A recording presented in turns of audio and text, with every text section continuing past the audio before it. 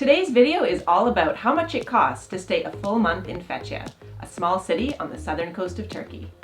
So we've spent the last 4 weeks here on the Turquoise Coast of Turkey, and we've been eating, we've been hiking, we've been enjoying tea on the Mediterranean with the locals, and we've also been counting every dollar that we've spent. Stick around for the end of the video to find out just how affordable 1 month in Fethiye can be and how it compares with our 1 month living in Istanbul.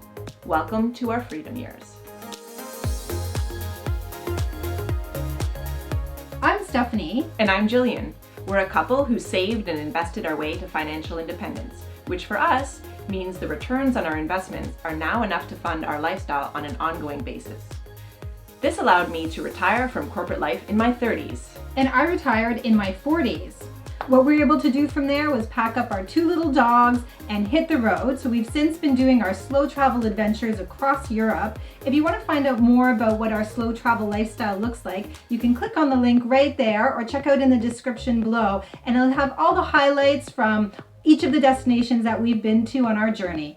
So we've had quite an adventure so far as part of our slow travel lifestyle. We started off in Krakow, Poland. We made our way to Lviv in Ukraine. Then we spent a month in Istanbul, Turkey. And now we've made our way to the southern coast of Turkey for a lovely month here in Fethiye, a small city on the coast. And it's been really wonderful. The reason we're here is, of course, being winter, we wanted to chase the sun. So we've had lots of sunshine, a little bit of rain, but definitely a lot of sunshine. So there's been amazing hiking, long walks along the Mediterranean coast. It's just beautiful. And of course, as we have been here, we have been tracking every dollar that we've spent so that we can help show how accessible the slow travel lifestyle really can be.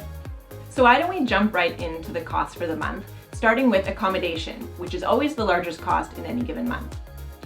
In this case, it was just under $700 US, and we'll do all prices in US dollars so you can convert to your own currency. We thought this was a great price for what we got, which was a 2-bedroom apartment located in the suburbs, just a short walk away from the waterfront.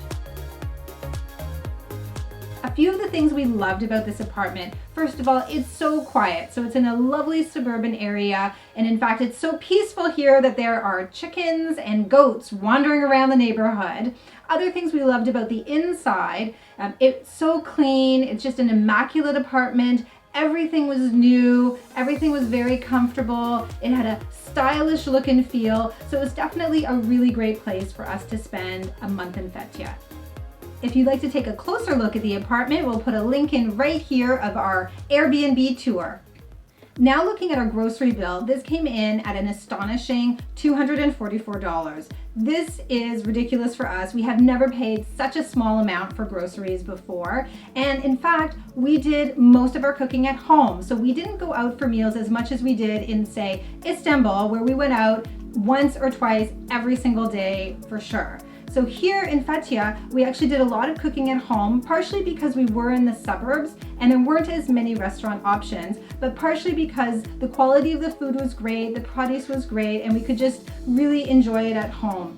Our next category is restaurants, and we spent $174 US this month, and for that we were eating out around every second day or so.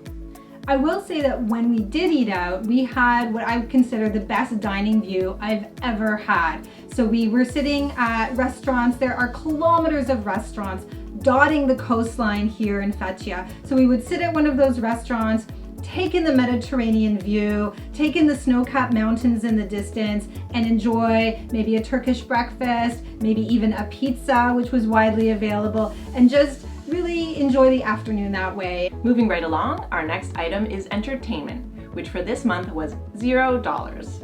With all the beautiful hiking opportunities, we didn't find any need to spend money on any other types of entertainment. We are in fact located just at the start of the Lycian Way, which is a 500-kilometer long trail all along the coast. So we've been taking on some small sections of that, 13 kilometers here, 10 kilometers there, making our way to these beautiful little beaches across mountain valleys, and it's just been so scenic and so easy to get to on the local transportation.